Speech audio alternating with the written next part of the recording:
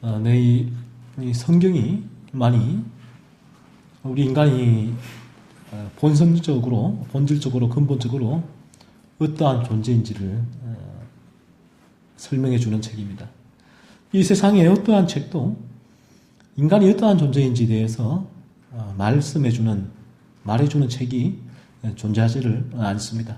오직 성경만이 인간의 기원과 인간의 본성적이고 본질적인 상태에 대해서 명쾌하게 설명해 주고 있습니다. 오늘 본문을 통해서 그러므로 이 거듭나지 않은 인간, 자연인이죠. 그대로 이 세상에 모태에서 출산하여 태어난 인간이 어떠한 상태에 있는지를 잘 말해 주고 있습니다. 이 세상에 태어나는 모든 인간은 본성적으로 오늘 본문에서 말씀하는 이런 상태에 처해져 있습니다. 동일해요. 모든 인간이. 3절 말씀 보시면 우리도 전에는 이라고 말씀을 하죠. 여기에서 우리가 누군가 하면 이 편지의 발신자인 바울과 그리고 이 편지의 수신자인 디도를 말합니다. 우리도 전에는 이라는 의미는 예수님을 믿어 거듭나기 전이란 말이에요. 그러니까 인간의 자연인의 상태, 본성적인 상태가 어떠한지를 말씀을 해주고 있는 거지요. 따라서 바울과 디도도 예수님을 믿어 거듭나기 전에는 이 세상에 존재하는 모든 사람과 동일하게 똑같이 이 디도서에서 말씀하고 있는 이 본성을 가지고 있었다는 거지요. 우리 모두도 마찬가지예요. 우리 모두도 주님을 믿어 중생하기 전에는 오늘 디도서에서 말씀하는 이러한 인간의 본성적인 상태가 우리가 처해 있는 상태에 있었다라는 것이죠. 이것이 성경이 말씀하는 인간론이에요. 인간이란 무엇인가? 성경은 정확하게 말씀하고 있죠. 그래서 어설프게 그 인간에 대해서 기질에 대해서 인간은 이런 기질, 이런 스타일, 이런 형태, 이런 성향을 가지고 있다. 그것이 인간을 규정하는 또 인간을 구분짓는 인간의 본성을 드러내는 것이 아니죠. 그래서 아주 인간의 본성은 그런 부분도 MBTI나 이런 디스크나 이런 검사를 통해서 인간의 본성은 알 수가 없는 거예요. 그냥 외형적인 정말 일부분만 인간에 대해서 인포메이션을 줄 수 있을 뿐이죠. 그러므로 우리 그리스도인들은 그러한 MBTI나 디스크나 이러한 적성 검사에 너무 얽매일 필요가 없습니다. 이 성경은 인간의 그러한 모든 외형적인 조건, 기준, 상황을 뚫고 인간의 근원적인 상태, 본성에 대해서 잘 말해주고 있습니다. 인간은 그래요. 기질이 달라요.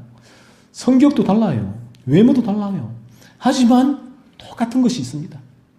우리 모두가 다 그런 외형적인 모습은 다 다르지만 본성적인 상태와 그 본성적인 상태에서 우러나오는 인간이 지향하는 성향은 똑같다라는 것이죠. 오늘 본문에서 그렇다면 인간의 본성적인 상태, 첫째는 어리석은 자라고 말을 합니다. 거듭나기 전에 모든 인간은 어리석습니다. 어리석어요. 이것이 인간의 본성적인 상태예요. 어리석음의 반대가 지혜인데 여러분 지혜가 뭐라고 생각을 하세요? 이 성경이 말씀하고 있는 지혜는 세상이 말하고 있는 지혜와 달라요. 시편 111편 10절에서는 여호와를 경외함이 지혜의 근본이다 라고 말씀하고 있고 잠언 1장 7절에서도 여호와를 경외하는 것이 지식의 근본이거늘이라고 말씀하고 있죠. 성경은 이 지혜를 보고 여호와를 경외하는 것이다 라고 말씀을 합니다. 그래서 우리가 여호와를 경외한다면 우리는 지혜로운 사람이에요. 그리고 시편 14편 1절과 시편 53편 1절에서는 이렇게 말씀합니다. 어리석은 자는 그의 마음에 이르기를 하나님이 없다 하는도다 라고 해요. 거듭나기 전에 인간은 하나님을 믿지 않아요. 하나님을 경외하지 않고 대적하고 있기 때문에 어리석은 자가 되는 것입니다. 이와 같은 어리석은 자의 모습을 잘 보여주는 인물이 누가복음 12장에 등장하는 부자입니다. 이 부자는 하나님의 존재를 인정하지 않았으며 믿지 않았고 따라서 하나님을 경외하지도 않았고 하나님의 말씀에 순종할 수도 없었습니다. 만약에 우리도 하나님을 믿지 않고 하나님을 경외하지 않고 하나님의 말씀에 순종하지 않고 있다면 성경은 우리를 보고 어리석은 자다라고 말씀을 해요. 우리가 이 세상에 공부를 많이 해서 이 탁월한 학위를 가지고 있을지라도 또 이 세상에 많은 것을 경험해서 놀라운 경륜을 가지고 있을지라도 그래서 세상에서 말하고 있는 이 지식과 지혜를 그 사람이 가지고 있어서 그 사람을 보고 세상은 지혜롭다고 할지라도 만약에 그 사람이 하나님을 모르고 하나님을 믿지 않고 하나님을 경외하지 않고 하나님의 말씀에 순종하지 않고 있다면 하나님은 그 사람을 보고 어리석은 자다라고 말씀을 합니다. 그래서 이러한 어리석은 자의 포커스는 항상 현세, 이 세상이 되는 거예요. 지금 이 세상에서 그는 부자가 되는 것이 이 세상에서 많은 것을 소유하는 것이 이 세상에서 높은 명예, 큰 권력을 가지는 것이 그의 인생의 주안점이 되는 것입니다. 그래서 누가복음 12장에 등장하는 부자는 풍년이 되자 많은 것을 얻었지요. 그의 꿈이 이루어진 것 같아요. 그러자 이 부자가 하는 말이 이 말이에요. 그가 많은 것을 얻고 풍년이 되어서 그의 꿈이 이루어지자 그가 이런 계획을 세웁니다. 여러분도 우리도 인생 계획을 세우는데 이런 계획을 세워요. 이 땅에서 평생 잘 먹고 잘 살자. 내 곳간을 헐고 더 크게 짓고 내 모든 곡식과 물건을 거기 쌓아두리라. 또 내가 내 영혼에게 이르되 영혼아 여러 해 쓸 물건을 많이 쌓아두었으니 평안히 쉬고 먹고 마시고 즐거워하자라고 먹었습니다. 이것이 이 어리석은 부자의 계획이에요.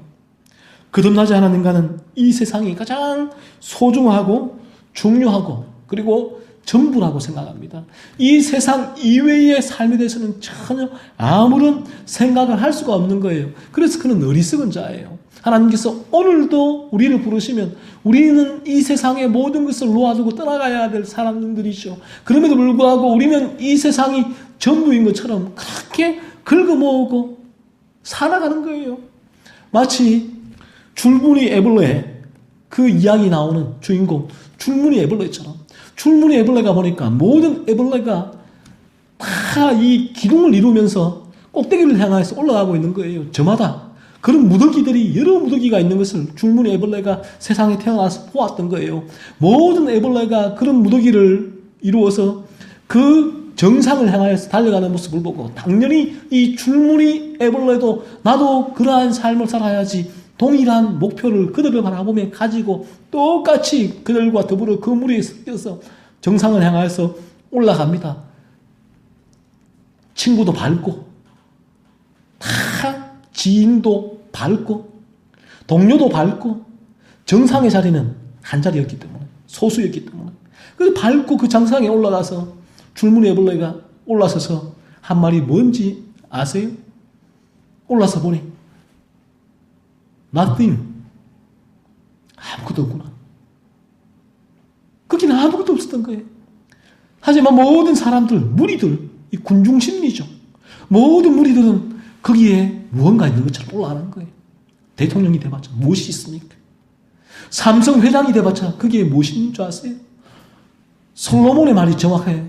거기에 올라가 보면 헛되고 헛되며 헛되고 헛되며 모든 것이 헛되도다. 비로소 인간은 경험해서 이 말을 하는 거예요. 하지만 우리 예수 믿는 그리스도인들은 하나님을 경외하는 지혜로운 자들은 그 자리에 올라가 보지 않아도 이미 알고 있단 말이에요. 거기에는 nothing, 아무것도 없는 것입니다. 잘 알고 있는 것이죠.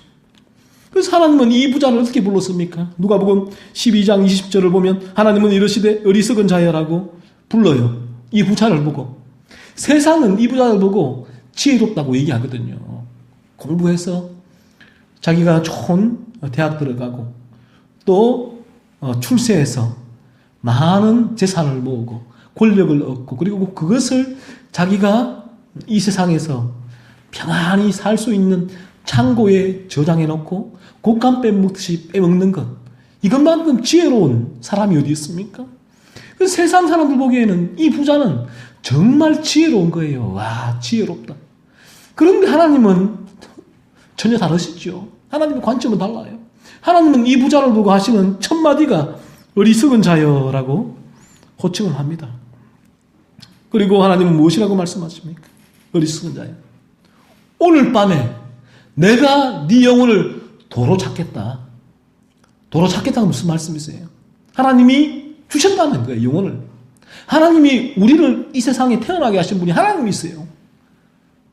이 어리석은 인간들은 이 하나님을 몰라요. 하나님이 우리를 세계 생명을 주셨는데. 그래서 욥이 말하잖아요. 주신 자도 여호와시요 취하신 자도 여호와시니 나의 적신이 여호와께로 돌아갈지어라. 욥이 얼마나 지혜로운 사람입니까? 이 어리석은 인간들은 나에게 생명을 주신 하나님을 몰라요. 하나님 무시해요. 믿지 않아요. 이 하나님이 우리를 위하여 독생자 그리스도를 내어주셨다고 하는데 이 사실도 믿지 않아요. 거부해요. 오히려 이 십자가의 단순한 도를, 이 구원의 도를 거부하고 정오하는 것이에요. 자기의 지식에, 논리에 맞지 않다고. 하나님은 오늘 밤에 네 영혼을 내가 도로 찾겠다. 그러면 네가 예비한 것이 누구시겠느냐라고 말씀하세요. 내가 기껏 이 세상에서 출세해서 잘 모아놓았더니만 내가 오늘 밤에 하나님이 내 영혼을 도로 찾아가고 그것이 다른 이에게 가버리는 거예요. 이게 이 세상이에요. 세상. 얼마나 어리석은지 몰라요. 너무 많이 긁어 모을 필요가 없어요. 그래서 우리가 쉐어해야 되는 거예요. 우리의 이 재물들을, 가지고 있는 것들을 나눠줘야 되는 거예요. 두고 떠나면 아무런 필요가 없는 것이죠. 잠깐 후면 다 놓아두고 가야 할 것들에 자신의 영원한 삶까지도 거기에 의지하고 있는 거예요. 어떻게 영혼을 유한한 것에 의지합니까? 바뀌었죠. 유한한 것이 영혼에 의지해야죠. 그런데 인간들은 이 영원한 삶을 유한한 것에 의지하고 있는 거예요. 이것만큼 비논리적이고 비합리적이고 어리석은 사람인 것이 어디 있겠습니까? 유한한 나의 인생을, 유한한 이 세상을 영원한 하나님, 영원한 생명, 영원한 천국에 의지해야 되는 것이죠. 따라서 거듭나지 않는 인간은 어리석은 자예요. 두 번째로 오늘 본문에서 인간의 본성적인 상태에 대해서 순종하지 아니한 자다라고 말씀을 합니다. 인간은 그래요. 인간은 태어나면서 순종하지 않습니다. 이것이 본성이에요. 다 죄 때문에 일어나는 일들이죠. 순종이 무엇입니까? 하나님 말씀을 지키는 거예요. 요한복음 14장 15절은 너희가 나를 사랑하면 나의 계명을 지키리라. 요한복음 14장 21절은 나의 계명을 지키는 자라야 나를 사랑하는 자니. 요한일서 2장 3절은 우리가 그의 계명을 지키면 이로써 우리가 그를 아는 줄로 알 것이요. 요한일서 2장 4절은 그를 아노라 하고 그의 계명을 지키지 아니하는 자는 거짓말하는 자요. 요한일서 3장 22절은 무엇이든지 구하는 바를 그에게서 받나니 이는 우리가 그의 계명을 지키고 그 앞에서 기뻐하시는 것을 행함이라 말씀하셨어요. 이외에도 많은 성경의 구절들이 있지만 동일하게 이 구절들에서 무엇이라고 말씀합니까? 우리가 이 전에는 이 아니라 이제는이죠. 거듭나게 되어지면 하나님의 계명을 지킨다라고 말씀을 해요. 순종하는 것입니다.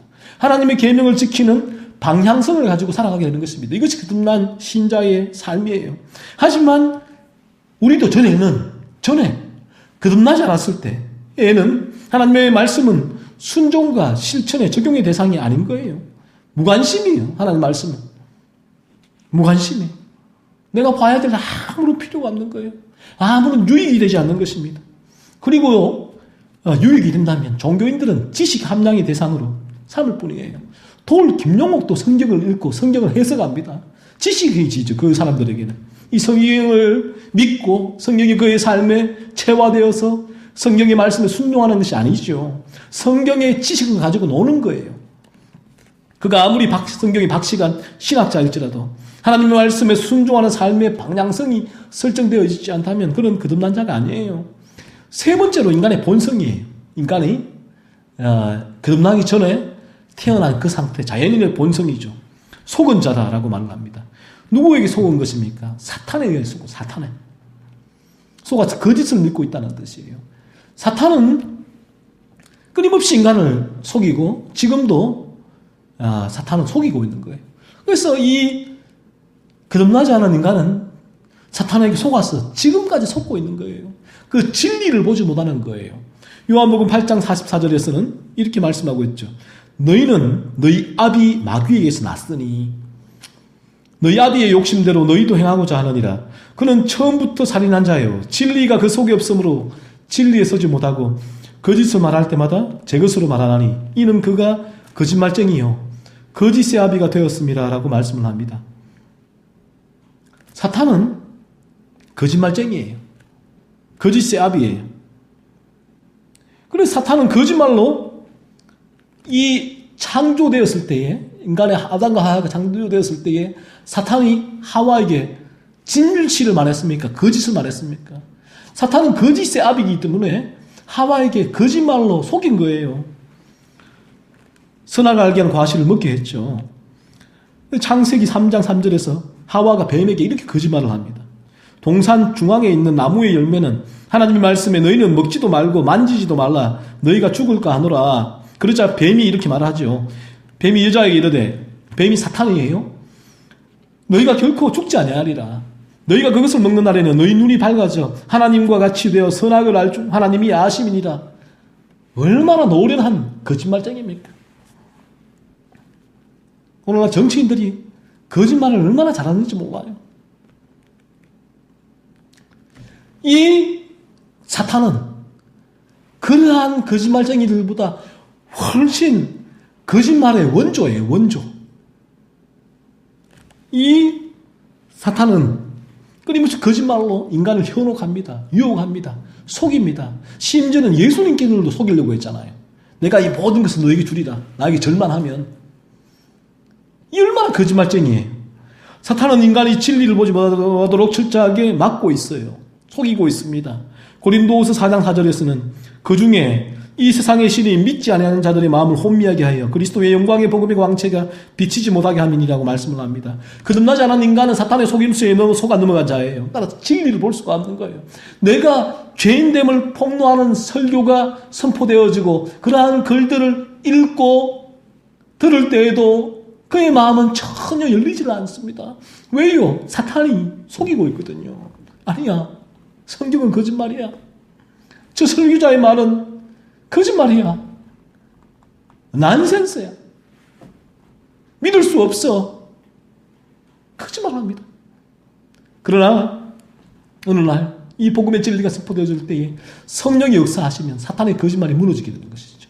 성령의 진리가 참 진리가 이제 인간의 마음에 한 줄기 빛으로 비치게 되고 그래서 인간은 사탄의 거짓말에 속아 넘어갔음을 그때야 비로소 깨닫게 되는 것입니다. 네 번째로 거듭나지 않은 인간은 정욕과 쾌락의 종입니다. 정욕과 쾌락의 지배를 받고 있다는 말이에요. 이것이 인간의 본성적인 상태예요. 그래서 인간은 태어나면서부터 이런 정욕, 욕심, 쾌락에 매여 있게 되는 거예요. 그래서 인간은 끊임없이 이 쾌락을 위해서 무언가를 만들어내죠. 그래서 어떤 면에서 보면 이 인간 역사가 쾌락의 역사와 같이 맥을 같이 하고 있잖아요. 인간이 쾌락을 즐기기 위해서 얼마나 많은 것들을 고안해내고 거기에 절제할 수 없는 그런 쾌락들을 누리고 있는 것입니까? 그래서 인간은 그 쾌락의 정점을 향해서 가기 위해서 더 이상 더 많은 쾌락은 만족을 줄 수가 없거든요. 이 세상의 쾌락은. 하지만 인간은 이 쾌락에 매여 있기 때문에 그 쾌락을 누리기 위해서 최고의 절정의 쾌락을 누리고자 마약을 해보지만 거기도 만족할 수가 없는 거예요. 끊임없이 강도를 높여야 되는 것이죠. 더. 우리가 거듭나기 전에는 탐심과 쾌락의 지배를 받고 있다는 사실을 성경을 통하여 알 수가 있습니다. 로마서 7장 5절에서는 우리가 육신에 있을 때에는 율법으로 말미암는 죄의 정욕이 우리 지체 중에 역사하여라고 말씀하고 있죠. 죄의 정욕이 우리 지체 중에서 역사하고 있단 말이에요. 육신에 있을 때, 거듭나기 전에는 죄의 정욕이 우리를 꽉 지배하고 있는 거예요. 그래서 우리가 이 정욕이 끄는 대로 따라갈 수밖에 없는 것이에요. 갈라디아서 5장 24절에는 그리스도 예수의 사람들은 육체와 함께 그 정욕과 탐심을 십자가에 못 박았느니라. 그러니까 예수 믿지 않으면 정욕과 탐심이 십자가에 못 박히지 않기 때문에 그 정욕과 탐심이 인간을 지배하고 인간을 끌어가고 인간을 방망하게 만든다는 게 되는 것입니다. 예수님을 믿기 전에는 정욕과 탐심이 그 사람을 지배하고 있다는 뜻이죠. 그리고 요한일서 2장 16절에는 이는 세상에 있는 모든 것이 육신의 정욕과 안목의 정욕과 이생의 자랑이니라고 말씀해요. 자, 여기서 세상과 인간의 본질에 대해서 알 수가 있습니다.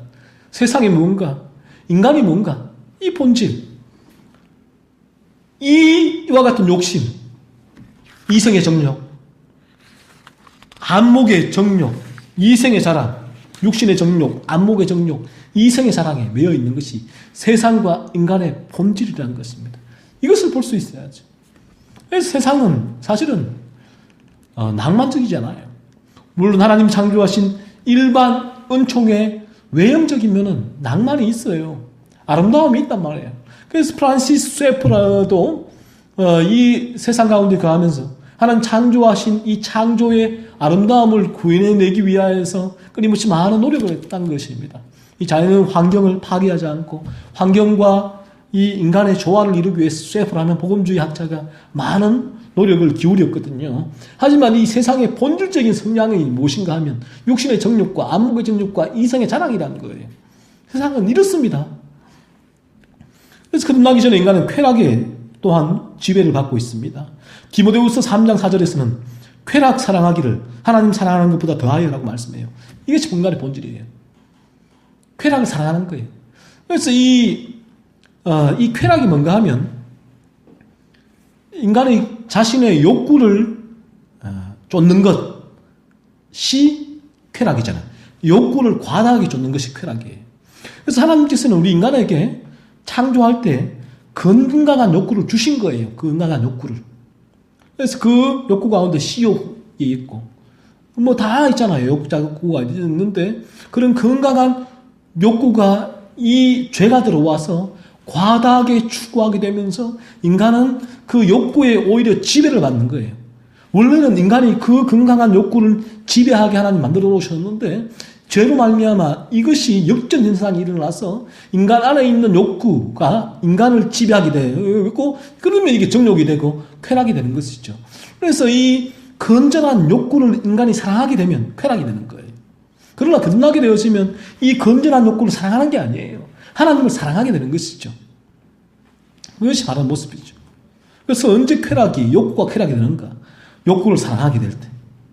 쾌락 사랑하기를 하나님 사랑하는 것보다 더함이라고 말씀하고 있죠. 베드로전서 4장 3절에서는 너희가 음란과 정욕과 술 취함과 방탕과 향락과 무법한 우상 숭배를 하여 이방인의 뜻을 따라 행한 것은 지나간 대로 족하도다. 지나간 대로 족하다. 더 하지 말란 거예요. 그러한 이 쾌락에 지배당하는 삶을 더 이상 살지 말라는 것입니다.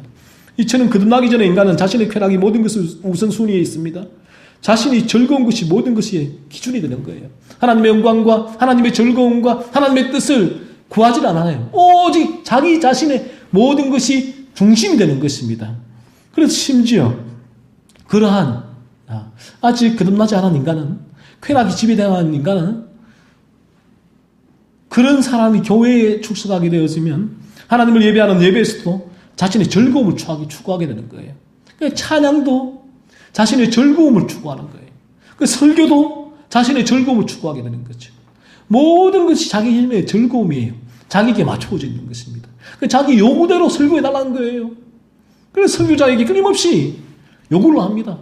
긍정적인 설교, 행복한 설교, 성공하는 설교, 번영하는 설교, 재미있는 설교를 해달라는 거예요. 이 찬송도 온갖 악기를 동원해서 인간의 귀를 즐겁게 하는 찬송을 하자는 것입니다. 왜요? 이 쾌락이 지배를 받고 있는 인간의 모습이 바로 그런 인간의 본성적인 모습이라는 것입니다. 그리고 다섯 번째로 악독과 투기를 삼은 자라고 말을 합니다. 거듭나기 전에 인간의 본성, 우리의 본성이에요. 이 본성은 악독은 악의를 말하고 투기는 질투와 시기를 말하는데 거듭나지 않은 자는 악의를 품고 악독을 행하며 살아갑니다. 얼마나 무서운지 몰라요. 만약 자신에게 권력이 있다면 자신이 미워하고 자신을 반대하는 자들을 사정없이 제거해버립니다. 얼마나 잔인한지 몰라요. 그래서 일반 은총에 의해서 제지되지 않는 독재 권력이 왜 그런 횡포를 삼는가? 바로 이것 때문이에요. 모든 인간은 이러한 악독이 있기 때문에 권력을 잡게 되어지면, 일반 은총에 의해서 그 권력을 견제하지 않게 되어지면 독재를 하게 되는 것입니다. 그래서 김정은이 그런 거예요. 그리고 터키에 현재 얼마나 그렇게 독재를 하는 것입니까?